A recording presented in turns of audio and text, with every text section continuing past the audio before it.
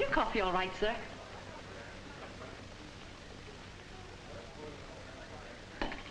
All right, y'all, welcome back to the Arms channel.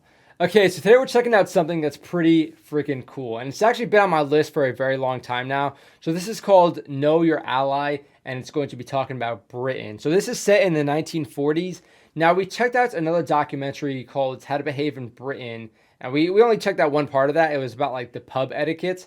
But for this one, I want to check it out in its entirety because I think it's going to explain Britain, and it's going to be sort of explaining it to USGIs, which is going to be kind of cool. Now, again, this is set in the 1940s, so that'll also just be kind of interesting to see what they actually focus on in this documentary. And this particular video was actually uploaded by the U.S. National Archives YouTube channel, which is kind of cool. So I'll put the original video in the description if you guys want to check it out. But yeah, it should be good. Let's get right into it, because even for part one, it's going to be pretty lengthy. No idea what any of that means. Film or something?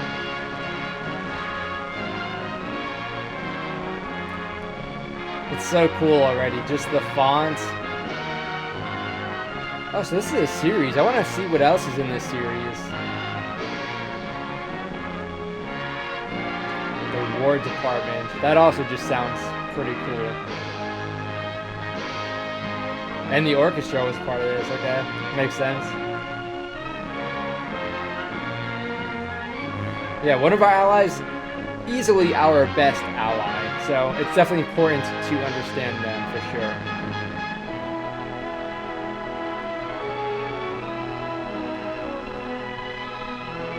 That's cool.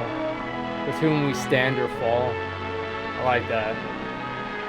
So articulate.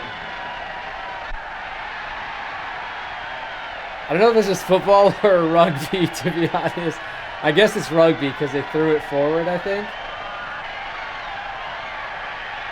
Football back in the day looked very different. And you probably won't have that anymore either. That game wasn't won by the man who made that touchdown. It was won by a team. And every man on the team had a share in winning it. Okay. We're playing another kind of a game now. Only this one isn't for fun. A little bit more violent. It's for keeps.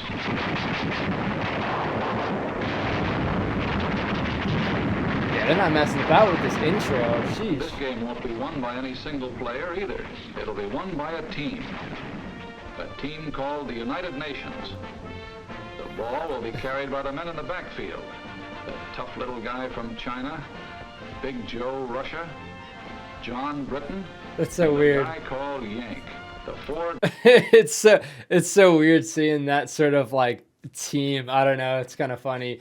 It's kind of cool. Again, I do like how dated it is and how different it's going to be from today. But of course, we're going to see a lot of things that are pretty similar. So, of course, if you guys have anything to add or anything just seems like a little bit wrong in today's standards, then let me know, because I think there's going to be just, you know, the time gap is definitely going to make that a little bit prevalent. Greatest backs in the world. So let's take a look at the men who carry the ball with us. Who are they? How do they live? What makes them tick? Let's start with the one that's toughest to understand. The one we know just enough about to confuse us. John Britain. Toughest to understand? I don't know about that one. Lives. A little island no larger than the state of Idaho. 500,000 people live in Idaho. I never actually knew that.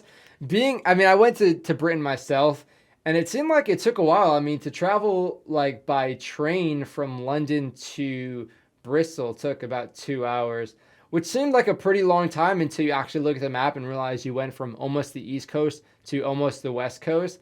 And yeah, it definitely makes a lot of sense. I mean, Texas alone takes like several hours to drive through. 96 times that many live in Britain.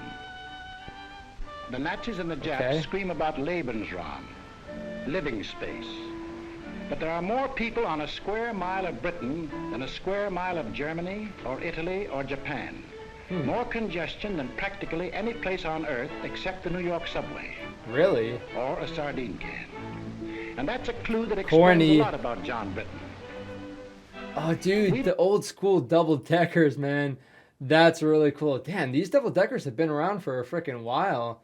I wonder why that wasn't like a thing in any other country, the double decker. And, well, it might be. I guess I'm only thinking about the U.S. and other countries that I've been to, but yeah, these aren't really too prevalent in other places. On Britain. We build front porches on our houses because we didn't want to miss the chance to see our neighbors. But John Britain hides himself in a little box and plants a hedge around that to make sure he doesn't. Oh yeah, Living that relatable. close to neighbors, privacy is part of the pursuit of happiness. I mean, I agree with that. And in the sardine can called Britain, they learn to get on with their neighbors. They have to. He's too damn close. That's why they have so little crime in Britain. Believe it or not, even in wartime, the British cop does not carry a gun. Yep. Nor does the professional crook.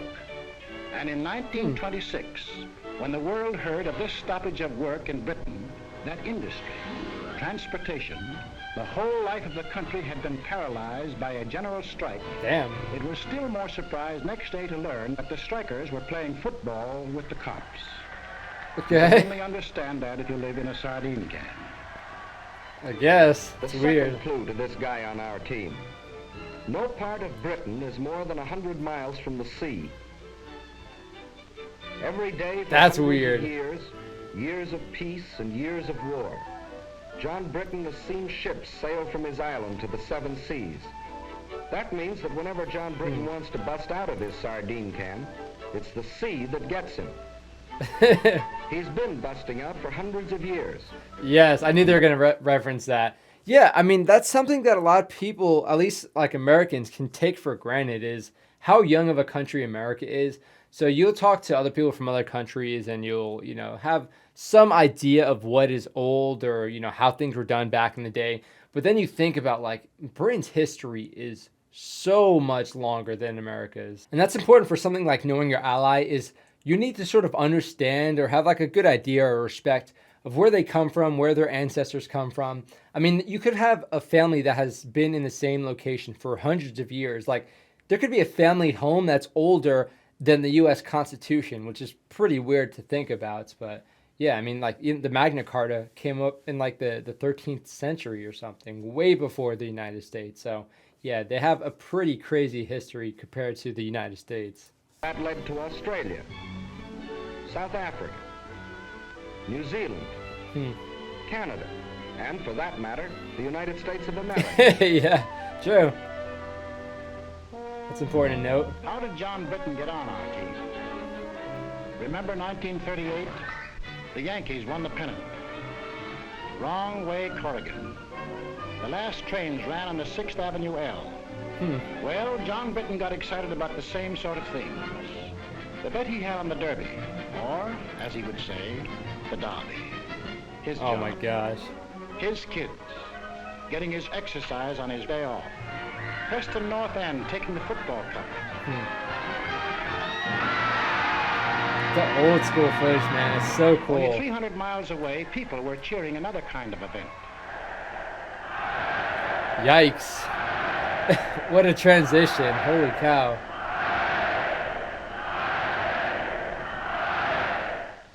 And in London and every other British city and town, they read about what was going on in Europe, and they got sore about it. But they were also pretty well determined to keep it none of their business. Then, The Star. Isn't the Star like... Oh, no, I'm thinking of the Sun. I'm thinking... I know the Sun is pretty popular in the UK, but the Star, is that just like a knockoff version of that? Or is the Sun the knockoff version of this? their business. Then, this looked bad. The Czechs had a mutual assistance pact with France, and France had one with Britain. This might mean war, even though everyone was anxious to avoid it. That's how it works with the allies, man. You gotta They'd have been each other's through backs. one war, perhaps been wounded. Hundreds of thousands of their brothers and friends had been killed. There was nothing beautiful to them about war, and they had no desire for another. Understandable. In the last desperate effort to preserve peace, the Prime Minister today flew to Munich. All was well. Britain, France, Italy, and Germany were signing a pact at Munich. A pact in which the Germans agreed they had no further territorial claims to make. It was to be peace in our time. Okay. But it turned out to be a strange sort of peace. Hitler's first move was to break the pact he had signed. Good grief. Wishful thinking was ended. Now they knew something had to be done about Germany. Yeah, it's definitely a tricky thing. I mean, it's nice to have allies and whatnot, and to sort of have that sort of relationship to have each other's backs. But this sort of transcends that because, I mean, when you have someone that's literally signs an agreement saying they won't do this, and then they do it, it puts you in a very hard spot, and you don't really have a whole lot of time to think so much about it. It's very reactionary at that point, which, yeah, it makes it very difficult to try and do anything, you know, a little bit more reasonable. They approved the Conscription Act, the first peacetime conscription in British history, just as the Selective Service Act was the first in American history. Yep. The British had put their cards on the table. They had, in effect, said to Hitler, "That's enough. If you go into Poland, we'll fight." So when I went to London, they had scaffolding all around the Elizabeth Tower. And I think it's just kind of funny to see this in the 1940s, and they also have scaffolding around it. Poland will fight. Hitler smiled. Like other would-be conquerors of Britain, Philip of Spain, Napoleon, Kaiser Wilhelm, he thought he understood the British. Ooh, He didn't. I like that. That was a nice touch. The sleeping lion began to wake up. Hell He was yeah. a pretty drowsy lion for the first 6 months of the war. He snapped and growled.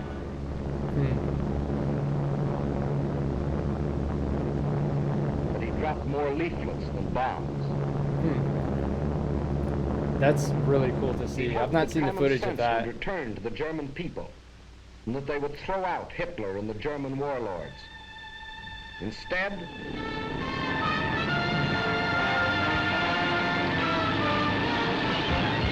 Yeah, things got ugly very quickly. At dawn this morning, the German armies, without warning, invaded the neutral countries of Luxembourg, Holland, and Belgium. Damn, the old school paratroopers King of the too. Belgians today surrendered his armies of more than 500,000 men. Marshal Pétain, as French chief of state, has asked for an armistice. The issue in France is ended. Britain was alone. Czechoslovakia occupied, Poland defeated, Denmark gone, Norway gone, Holland, Belgium, France gone. Golly. Only Britain now. Britain was alone. Hitler considered the war over. Everybody considered the war over, except the British. At the 11th Good hour, stuff. the lion was finally aroused. We shall defend our island, whatever the cost may be. We shall fight on beaches, landing grounds, Hell yeah. in fields, in streets, and on the hills. We shall never surrender. Legendary right there. For a year, they took everything that the Nazis could throw at them. For one solid year, from June 1940 to June of 1941, they were the only major power fighting the greatest war machine in the world. Holy cow, it's actually weird to think about. I mean, this was made in, I think, like later in the 1940s, but it's kind of weird to think about, like, they're watching this and realizing this happened only, like, you know, a few years prior. It seems like something you would watch in like the 1960s, where it's talking about, you know, how back in World War II, this is how we really cemented, you know, our friendship and our alliance. But I mean, it's weird. It's only a few years later, you know, after all this is actually happening.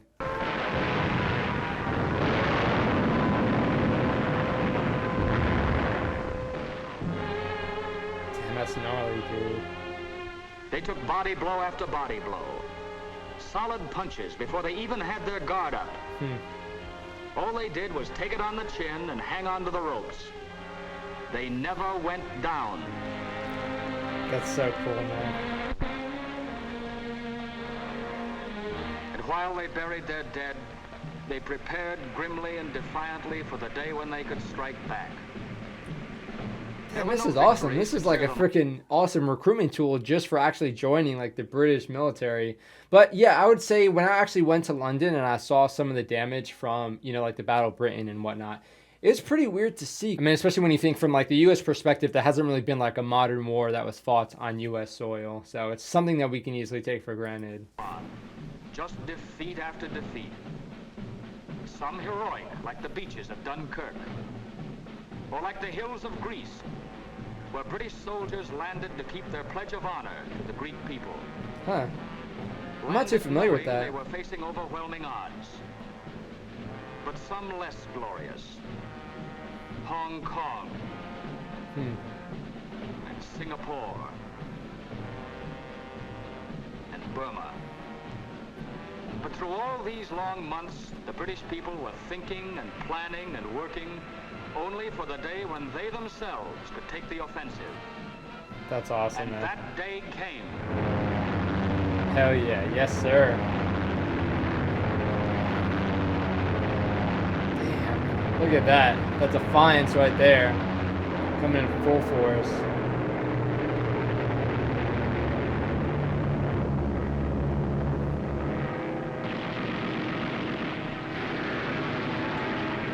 They have a lot of crazy cliffs in here.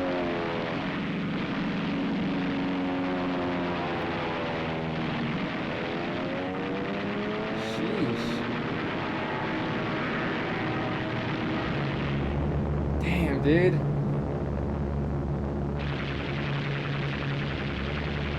You don't get many clips like this in one specific documentary.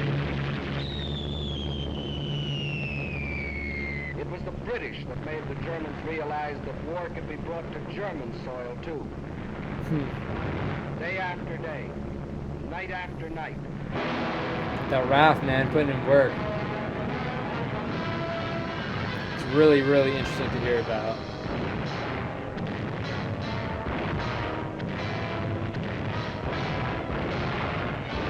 I gotta say, the editing on this is like pretty intense. This would be hard even today, at least for me. The offensive continues in greater and greater strength. That's in the air. And on the ground, 1,500 miles away in North Africa. Nice. I need to see more about North Africa, especially like the SAS in Africa. It seems super interesting.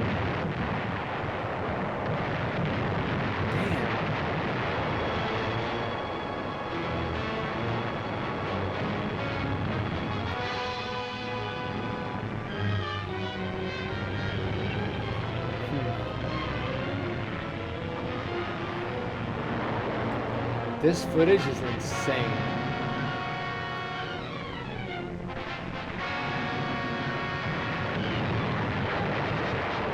Golly.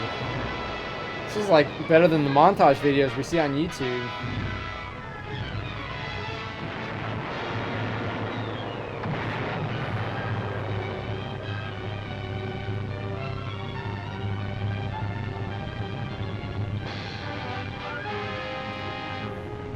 Yeah, and you know this is like authentic stuff too.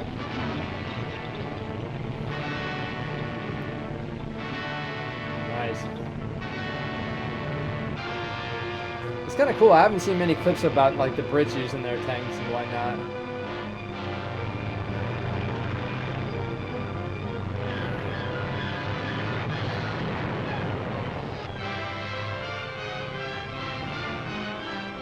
I'm sure some of this is going to be a little bit dramatized, but overall it's pretty cool and definitely hits hard when you realize how real it is. 1,700 miles in 122 days. 1,700 miles of sand and wind and enemies. Jeez. Once more, the people of Britain heard their church bells ring. What does that mean? I don't know if that's just like an analogy for something, or if like they actually rang the bells during or after like certain battles or occasions during the war. I'm not really too sure. If you guys could provide some context, of course, let me know down in the comment section. More than 3 years earlier, they had been warned that this would be the signal of invasion. But long since the nightmare of the threat of invasion had passed. Now the bells rang out a song of thanksgiving, a song of victory.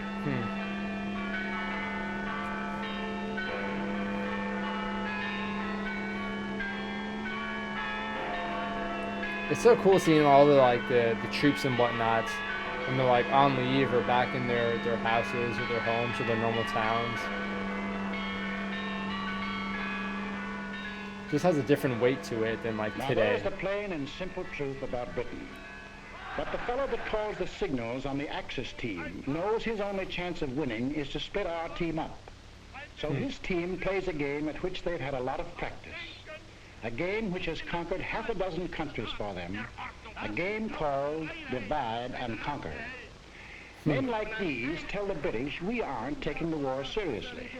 They tell the Russians we are letting them down. They tell the British the Russians will sell them out. And they tell us... It is manifestly ridiculous for the warmonger Roosevelt to tell the American people that they have anything in common with the British. On the contrary. So I've not seen any of the English propaganda coming from the German side. I mean, calling Roosevelt a warmonger, I mean, when you're a Nazi yourself, it's not really going to hold that much weight, not going to lie. They are different in every respect. Well, there are differences, that's true. For instance, we drive on the right side of the road. Yep. But in Britain, we go for baseball. That's funny. Damn, old school baseball. They have a little number called cricket. I still don't understand cricket. Do you cheer in cricket? I mean, I know you're not American, so you're not going to be as loud, but... Very well played, sir. What the heck? Yeah, it's very different. And anyone who ever drank coffee over there knows why there'll always be an England. So actually having been converted to tea myself, I understand there's definitely some growing pains. I mean, I had black tea for the longest time just by itself before I actually added sugar and milk into it. So there's definitely some growing pains, but you do learn to appreciate it. And also on the flip side of the fence, if you go from drinking like tea with milk and then you have like black coffee or something, it's going to be pretty gross. So this is kind of funny, his reaction. Always be in England. Is your coffee all right, sir? It's just hot, dirty water or something. Give us a glass of half and half. Have you heard about it, boys? Give us another glass of half and half. Blimey, you'd have thought it happened to poor old Bill. And another bloke here. Was that a joke? But it's that buckets and hours getting swarch. Hey, lad, that's bad. Among Tchaikovsky's smaller pianoforte works are past... Are they kidding, Jack? Why the cockamamie sprinkling some schmaltz mixed with celery tonic? Why do they all mush so much with corn? What did he say? You all can't understand a word they say. Yes, there are differences. But there are a few things that Britain and America do have in common. And these are the important things of life. A little thing called a free representative government. We call it Congress. Oh, yeah. They call it Parliament. A little thing called freedom of speech. No, in the next war, you've not got to go to it. They'll bring the war to you. And the thing is, if you're taking it from me, go and live at the Dorchester, because the trenches are just outside. This meeting is called on the autumn. Oh, was that like a, I don't know, is that just like a 1940s stand-up comedian or something, or is he actually trying to do some bit of protest there? This meeting is called on the autumn of the American Workers' Party, an organization dedicated to the organizing of the working class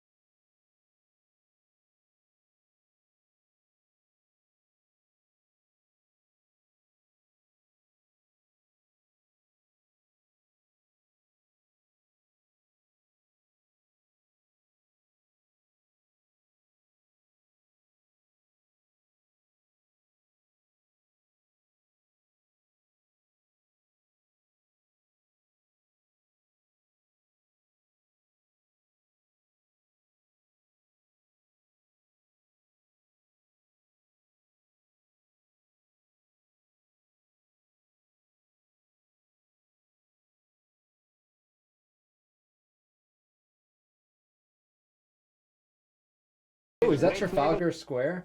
No kidding. Are those lines really that old? I remember you guys were telling me like a story about where the lines actually came from, or at least some of the metal from it. Wow, that's kind of cool to see. Okay, I think this is going to be a good ending point. I know it's a little bit, not exactly halfway, but I think this is a good ending point. So already we heard a lot to give us a good appreciation for how similar the Brits are to us. And of course, understanding those differences and how they're not really that substantial. And of course, we give each other a lot of smack, and it's all, it's in good fun. I mean, in a way, we're sort of like each other's worst enemy when it comes to taking jabs at each other and whatnot. But everybody will agree, at least Americans and Brits will absolutely agree, there is no stronger bond than the US and the UK. I mean, it's obvious for civilians when you go and visit each other's country. I mean, we kind of like each other's accents, that's one thing. And at the same time, it's really cool being on the military side of things and working with each other. It is just really, really the strongest bond that is out there. And it is awesome. It is a really good time. And it's just awesome to sort of respect and understand each other's cultures, understand that there's going to be differences, and just be totally okay with that. Because you know what you guys are about at the end of the day, and what you're trying to secure in what you're doing. So yeah, very, very cool. Hopefully you guys enjoyed this part. I will see y'all in part 2. Very, very excited to finish this up. But yeah, we've only really scratched the surface, just talking about what has happened in World War II so far. So yeah, I'm very excited. I will see y'all in part 2.